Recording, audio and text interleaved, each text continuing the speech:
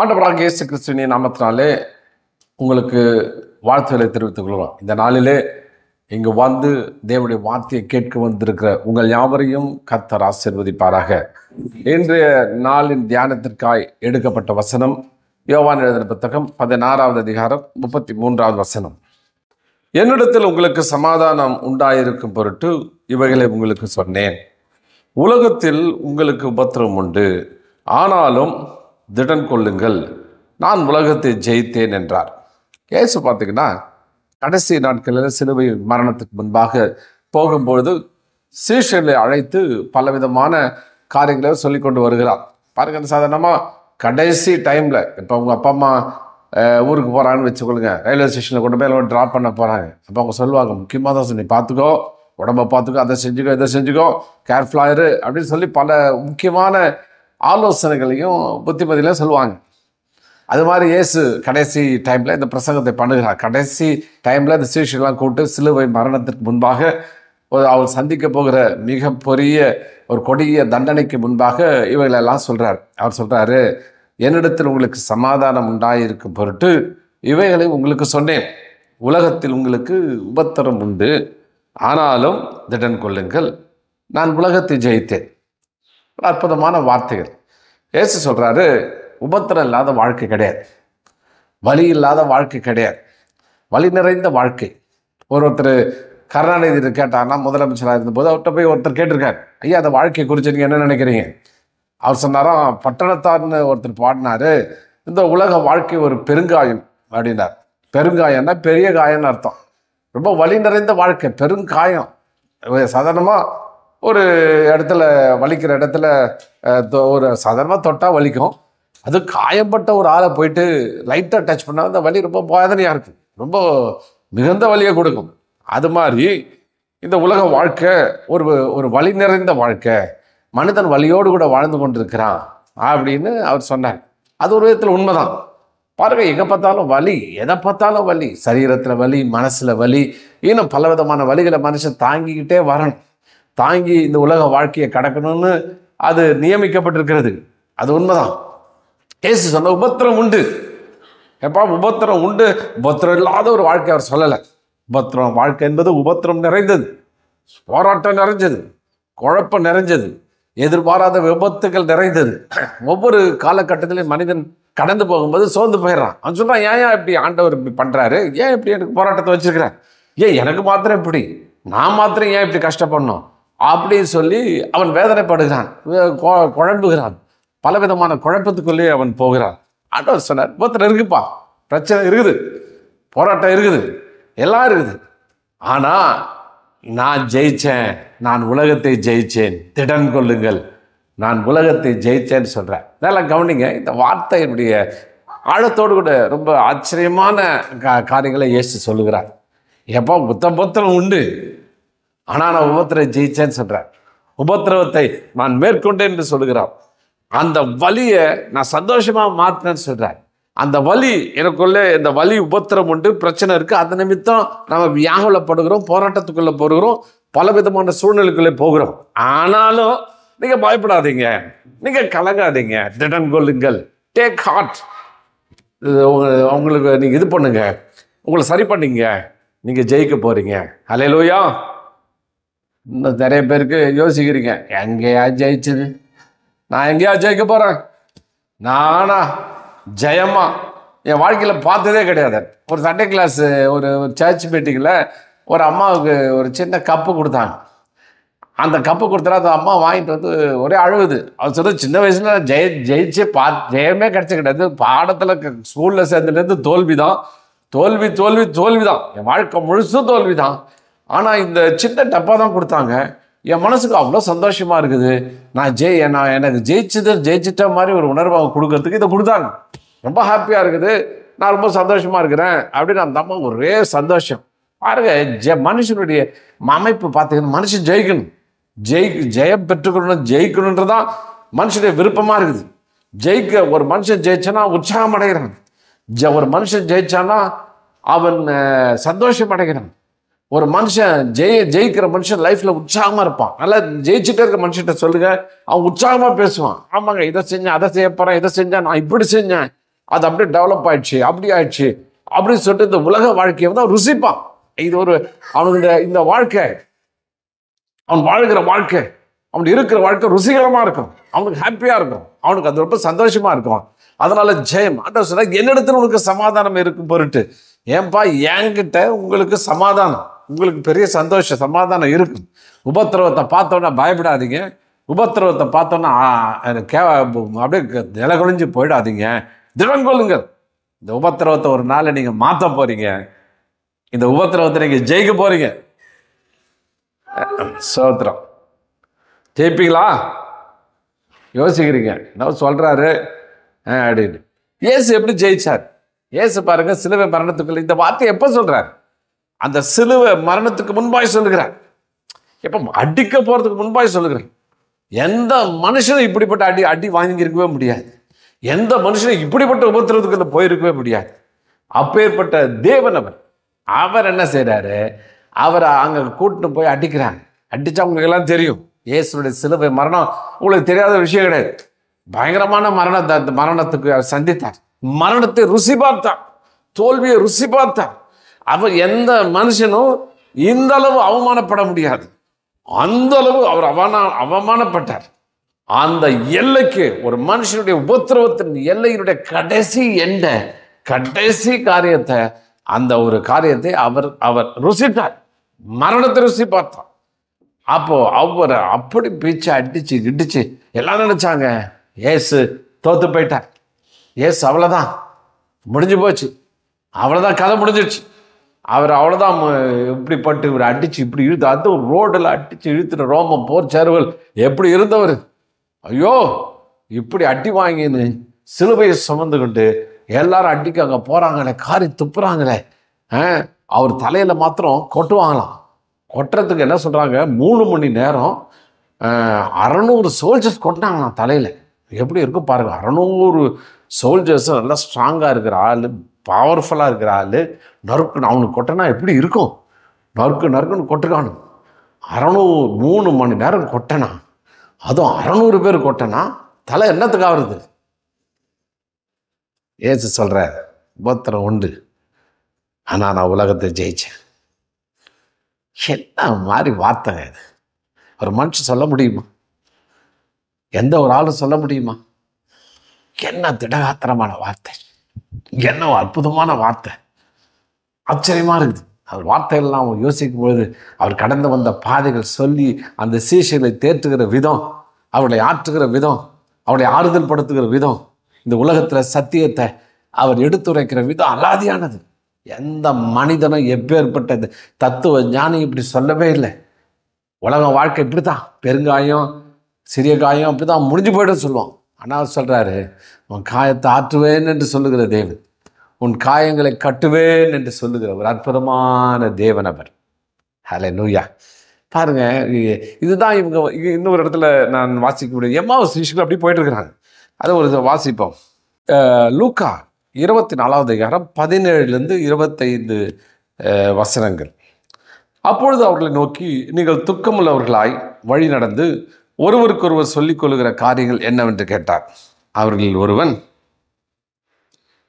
ஒருவனாகிய கிளையப்பா என்பன் பிரதியுத்தரமாக, இந்நாட்களில் எருசலேமில் நடந்தவர்களை அறியாதபடிக்கு நீர் அந்நியராய் இருக்கிறீரோ என்றார். அவர் எவைகள் என்றார். அதற்கு அவர்கள், நசரேயனாகிய இயேசுவை குறித்தவர்களே. அவர் தேவனுக்கு முன்பாகவும் ஜனங்கள் எல்லாருக்கும் முன்பாகவும் செய்கையிலும் வாக்கிலும் வல்லமையுள்ள தீர்க்கதரிசியாய் இருந்தார்.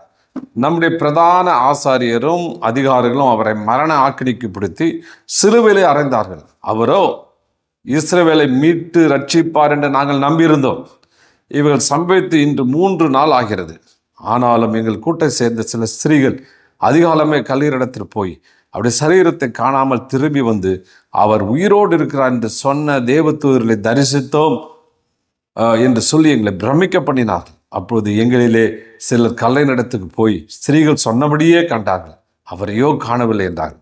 அப்பொழுது இயேசு அவர்களை நோக்கி, தீர்க்கதரிசிகள் சொன்ன யாவையும் விசுவாசிக்கிறதற்கு புத்தி இல்லாத மந்த இருதயம் உள்ளவர்களே அப்படின்றார். என்ன விஷயம் நடக்குது? அவன் சொல்றாங்க, இதே தான் மனுஷன் இன்னைக்கு உலகம் பேசிட்டு இருக்குது. கிறிஸ்தவனா தான் பேசிட்டு இருக்கான். நாங்கள் எதிர்பார்த்தோம். ஒருத்தர் வந்தாருங்க, இயேசுன்னு ஒருத்தர் வந்தார், பயங்கரமாக பண்ணார், எங்கெங்கேயோ அற்புதம் பண்ணார், என்னென்னோ அதிசயம் பண்ணார். அப்போ இவர் நம்மளை மீட்டு ரட்சிப்பார், எங்கள் உபத்திரவத்தை விடுதலை ஆக்குவார், எங்கள் எல்லா சூழ்நிலேருந்து விடுதலை ஆக்குவார் அப்படின்னு நம்பியிருந்தோம். கடைசியில் பார்த்தா அவரை மரணத்துக்குட்படுத்தி அவரை அடித்து கொண்டு போயிட்டு சிலுவையில் அரைஞ்சிட்டாங்க. எங்களுடைய நம்பிக்கையெல்லாம் போயிடுச்சு, எங்களுடைய எதிர்கால எல்லா காரியமும் போயிடுச்சு. நாங்கள் நம்பிக்கை எழுந்து துக்கமாக போயிட்டோம். ரொம்ப துக்கத்தோடு கூட வாழ்க்கையை நடத்திட்டு இருக்கிறோம். துக்கமாக நடந்து போயிட்டு இருக்கிறாங்க பாருங்க, மிகுந்த துக்கம், ரொம்ப துக்கம். இன்றைக்கி அப்படி தான் வாழ்க்கையை பார்த்தீங்கன்னா ஒரு இனம் தெரியாத துக்கத்தில் ஜனங்கள் அகப்பட்டு திரிகிறாங்க. அகப்பட்டுக்கிட்டு அவங்க போகிறாங்க. அவங்கள பார்த்து ஆண்டவர் சொல்லுகிற இதை மந்த இருதயம் உள்ளது, மக்குகளாட்ட மக்கு சரியான மக்கா இருக்குது, மந்த இருதயம் உள்ளவர்களே சொல்கிறார் பாருங்க. புத்தி இல்லாத மந்த இருதயம் உள்ளவர்களே அவர்களை நோக்கி, 25 வருஷம் ரொம்ப டச் பண்ணிச்சு. 25 வருஷம். அப்பொழுது அவர் அவர்களை நோக்கி, தீர்க்கதரிசிகள் சொன்ன யாவையும் விசுவாசிக்கிறதற்கு புத்தி இல்லாத மந்த இருதயம் உள்ளவர்கள். எதையுமே என்ன மந்த தீர்க்கதரிசிகள் சொல்லியாச்சுப்பா. எங்கடா படிச்சு பைபிள் படித்தேன், எங்கே படித்தேன் பைபிள்? சும்மா எதாவது வச்சுன்னு ஒரு வார்த்தை வச்சுன்னு வாக்குத்தத்தை எழுதி வச்சுக்கிட்டு செவத்தில் அடித்து வச்சுக்கிட்டு இதான் வாக்குத்தத்தன்னு பேசிட்டு அப்படியே நடக்கலைன்னா சோர்ந்து போயிட்டு ஏன் ஆண்டவர் கொடுக்கல, ஏன் நடக்கலை இப்படின்னு ஊருப்பட்ட கேள்வி கேட்டுன்னு உட்காந்துருக்கிறிய. இயேசு அடிச்சுட்டாங்க, சில மாட்டேன் அழுதுட்டு உட்காந்துருக்கிறிய மந்த இருதயம் உள்ளவர்களே.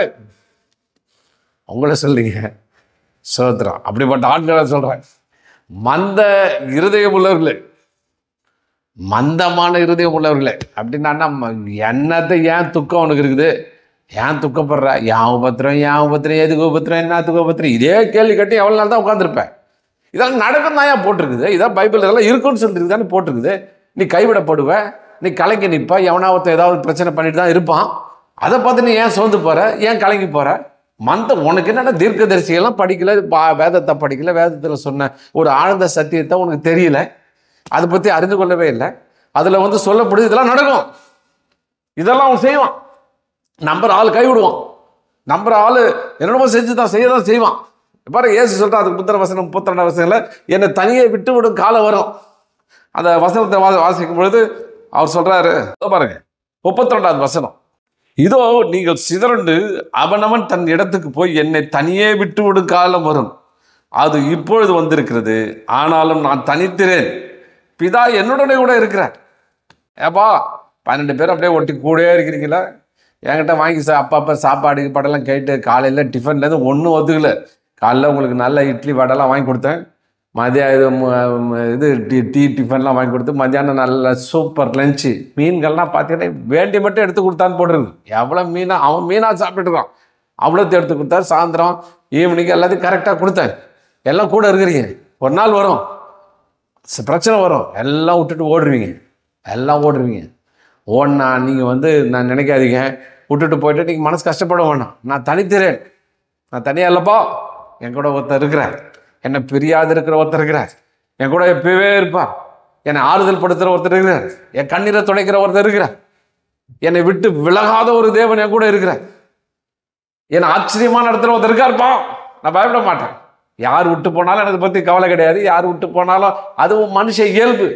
அவனை நம்பணுங்க, இவனை நம்பணுங்க, இவனை 100 100 நம்பணுங்க. இவர் தாங்க என் வாழ்க்கையில் அப்படின்னு நினச்சிங்க, அநியாயமாக ஏமாத்திதான் இருக்கேன். இல்லை, ஏசு ஒன்று உடல்லையே பிதாவாக தைரியமாக இருங்க. விட்டு போனவன் என்ன இது இருந்தா அதை பற்றி கவலையே கிடையாது. கர்த்தர் என் கூட இருக்கிறார். எத்தனை பேர் சொல்ல முடியும்? எத்தனை பேர் சொல்ல முடியும்? யோசிக்கிறீங்க எப்படா சொல்கிறது அப்படின்னு. இல்லை, ஏங்க ஆண்டவர் இதே கேள்விதான் ஏன் செஞ்சார். காரணம் என்ன? தீர்க்கதரிசிகள் எல்லாம் சொல்லியிருக்காரு, இதெல்லாம் நடக்கும்பா, எல்லாம் நடக்கும். அந்த வாழ்க்கைனா இதெல்லாம் நடந்து தான் ஆகும். வாழ்க்கைனா இதெல்லாம் சந்திச்சு தான் ஆகணும். வாழ்க்கையில் இதெல்லாம் வழி தான் போகணும். ஆனால் திடன்கோல், நான் கூட இருக்கேன்ப்பா. அப்போ பிதாவாகி தேவன் என்ன சொல்கிறார், என்ன சொல்ல வர்றாரு அவரு? நீங்கள் எல்லாம் விட்டுட்டு போயிடுவீங்க, என்னை கூட்டு போய் அடிப்பாங்க, உதைப்பாங்க, சிலுவையில் இது பண்ணுவாங்க. என் கூட ஒருத்தர் இருக்கிறார். அவர் என்ன பண்ணுவார்? இது உபத்திரபத்திர கூட வருவார், என்னை அடிக்க ஒப்பு கொடுப்பார், என்னை வழியெல்லாம் தாங்க ஒப்பிப்பார், என்னை கொண்டு போயிட்டு கல்லறையில் கொண்டு போய் வைப்பாங்க. அந்த கல்லறையில் என்னை பிடிச்சி வைக்க முடியாது. அல்லேலூயா. அந்த கல்லறையை விட்டு வெளியே வருவேன். கர்த்தர் என்னை உயிரோடு எழுப்புவார். எல்லா தோல்விகளையும் ஜெயமாய் மாற்றுகிற தேவன் என்னோடு கூட உண்டு. எல்லா வழியும் ஆனந்த சந்தோஷமாய் மாற்றுகிற தேவன் எனக்குள்ளே உண்டு. அவர் எனக்குள்ள இருக்கிறபடினால எல்லாம் என்னை தோக்கவே முடியாது. ஓ சகோதரனே சகோதரி, உன்னுடைய தோல்வி நிரந்தரமானதல்ல. Is a temporary one. நீ சந்திக்கிற பிரச்சனை ஒரு டெம்பரரி. நீ போராடுகிற வேதனைப்படுகிற அது ஒரு டெம்பரரி, அது தற்காலிகமானது. நீ பற்றாக்குறையில் இருக்கலாம், கடன் பிரச்சனை இருக்கலாம், ஒருவேளை குழப்பத்தில் இருக்கலாம், சில உறவுனால பிரச்சனைகள் இருக்கலாம். நான் சொன்னது தற்காலிகமானது. வேதம் சொல்லுறது அது தற்காலிகமானது. கொஞ்ச நாள் அனுமதி கொஞ்ச நாள் இருக்கும். அடுத்து முடிவில் நீ தான் ஜெயிப்ப, முடிவில் நீ தான் காரியங்களை பெற்றுக்கொள்வ. ஆண்டவருடைய ஆசீர்வதிப்பார். ஒரு பாருங்க, மனுஷன் தோல்வியை விரும்புறதே கிடையாது. ஏன்னா மனுஷன் அப்படி அமைச்சு வச்சுக்கிறேன். அவன் தோத்தான்னா அவனுக்கு ரொம்ப அவமானம் இருக்குது. நான் ஒரு வாட்டி ஒரு ஹோட்டலில் சாப்பிட்டுட்டு இருக்கும்போது பார்த்தீங்கன்னா ஒரே உற்சாகம், திடீர்னு சவுண்டு. அங்கே போய் ஒரு வெடியை சரவெடி வச்சுட்டான். டப்பன்னு 10 நிமிஷம் நான் ஸ்டாப்பாக சும்மா பொழக்குது காதை. என்ன எழுதுன்னு அடிச்சு பிடிச்சி பார்த்தா இந்தியா ஜெயிச்சிச்சு, வேர்ல்டு கப் அடிச்சிச்சு. பார்த்தா எல்லாரும் உற்சாகம், எல்லாரும் சந்தோஷம், டிவியில் போடுறோம்.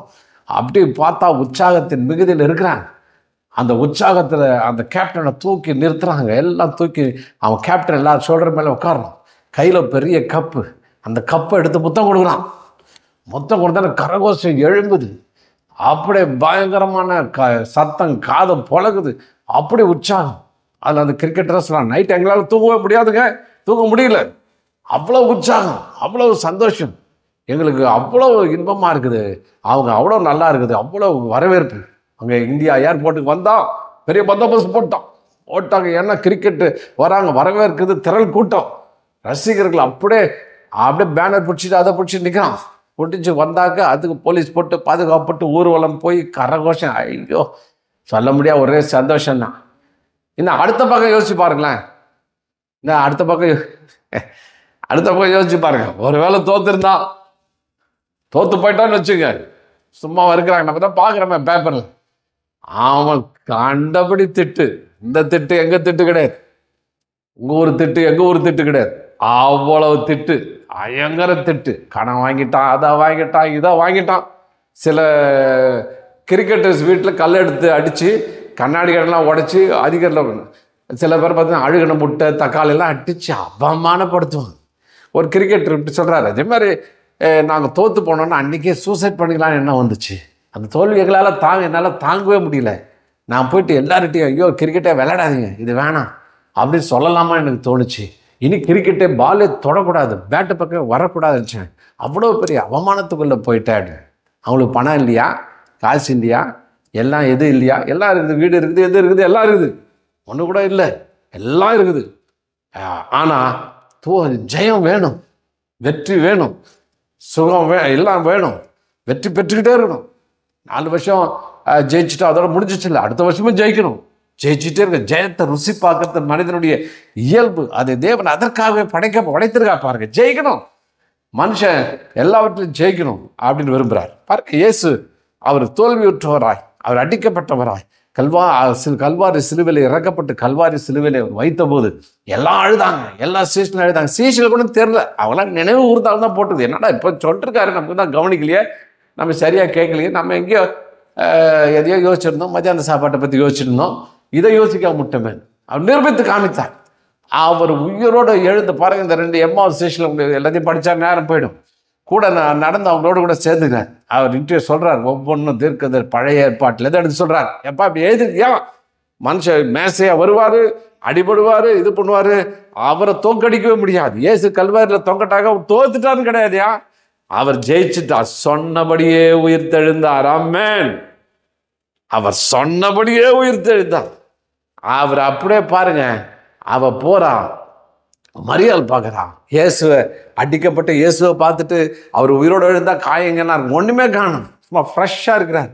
அப்படியே அப்பழுக்கல்லாத ஒரு கீரல்லாத சரீரம் மாதிரி அவர் அங்கே நிற்கிறார். அவளுக்கு அடையாளம் தெரியல, அவ்வளோ அழகானவராய் அவர் அங்கே நிற்கிறார்.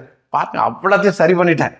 காயத்தை ஒரு கையில் காயம் இருந்தது, அதை காண்பித்தார். மற்றபடி உடல் சரீரெல்லாம் அவ்வளவு அழகாய், அவ்வளவு மறுபடியும் ஜனிப்பிக்கப்பட்டவராய், புதுப்பிக்கப்பட்டவராய் மறுபடியும் அவளுக்கு முன்பாய் நிற்கிறார்.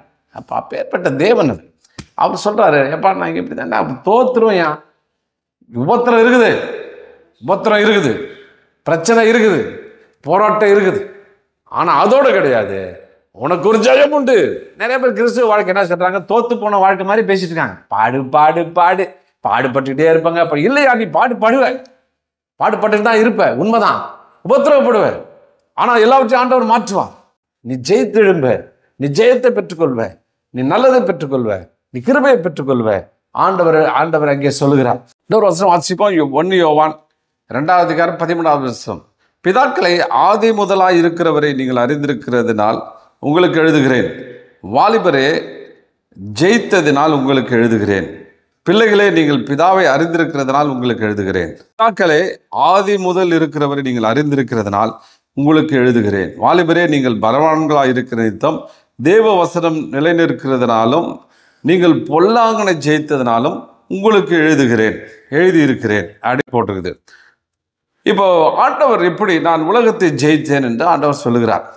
அந்த ஜெயத்தை ஆண்டவர் எப்படி நமக்கு ஜெயத்தை கொடுக்குறார் அப்படின்னு பார்த்தீங்கன்னா, அவர் எழுதுறார், நீங்கள் தேவனால் உண்டாயிருந்து, நீங்கள் தேவனால் நீங்கள் வேத வசனத்தை வாசித்து அவர் நம்புகிறபடினாலே தேவன் உங்களுக்குள்ளே ஒரு உருவாக்கத்தை கொடுத்திருக்கிறார்.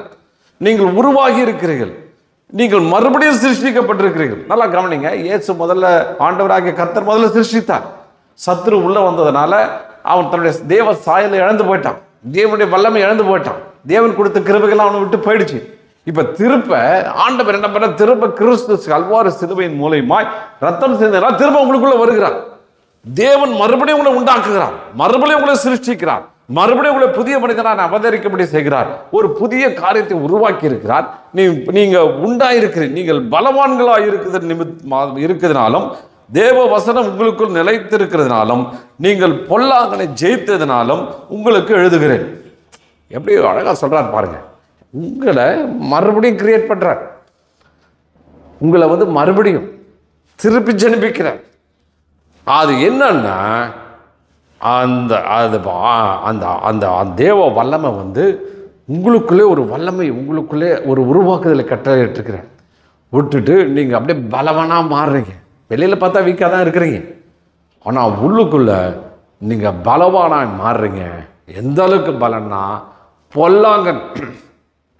பொல்லாங்கு செய்கிற ஒரு ஆள் இருக்கிறான். உங்களுக்கு எப்போ பார்த்தாலும் விரோதமாக பிரச்சனையும் போராட்டத்தையும் எழுப்பி விட்டுக்கிற ஒரு ஆள் இருக்கிறான். உங்களுக்கு வியாதி, உங்களுக்கு பலவீனம், உங்களுக்கு தோல்வியை, நீங்கள் வாழ்க்கை முழுசும் தோல்வியை அனுபவிக்கணும்னு ஒரு தாள் எதிராக வேலை செஞ்சுட்டே இருக்கிறான். அவனை ஜெயிக்க முடியாதனால நீங்கள் போராட்டத்துக்குள்ளேயும் சூழ்நிலைக்குள்ளேயும் இருக்கிறீங்க. குடும்பத்தில் பிரச்சனை, அல்லதில் பிரச்சனை, இதில் பிரச்சனை, எங்கே போனாலும் பிரச்சனை. சில பேர் சொல்லுவாங்க, எங்கே போனாலும் சத்துரு எனக்கு பிரச்சனை உண்டாக்கிட்டே இருக்காங்க. வேலை செலுத்து போனால் அங்கே வந்துருக்கலாம், எவனாவது எழுப்பி என்னை பிடிச்சி திட்டுறான், ஏன்னா அப்படி பண்ணுறான் இப்படி பண்ணுறான். அங்கே போனால் சத்துரு இருக்கிறான், இங்கே போனால் சத்துரு இருக்கிறான். அவனை சத்துரு என்னை வாழவே விட மாட்டுறாங்க. எனக்கு பெரிய என்னப்பா இது, வேத வசனத்தை நம்புறீங்களா என்ன தெரியல, சூனியம் வச்சுட்டாங்க. சில பேர் இப்போ இது கிறிஸ்துவ மார்க்கத்தில் இது ஒரு பெரிய விஷயம். சூனியம் வச்சுட்டாங்க. அவன் தான் வச்சுருப்பான்னு நினைக்கிறேங்க. அவன் அந்த ஆள் தான் என்னை மறைச்சிட்டு போனான். அன்றைக்கி அவன் சூனியம் வச்சுனா தாங்க முன்னேற முடியும். ஹலோ, என்னத்தை பேசுகிறீங்கன்னு தெரில, என்னத்தை யோசிக்கிறது தெரில.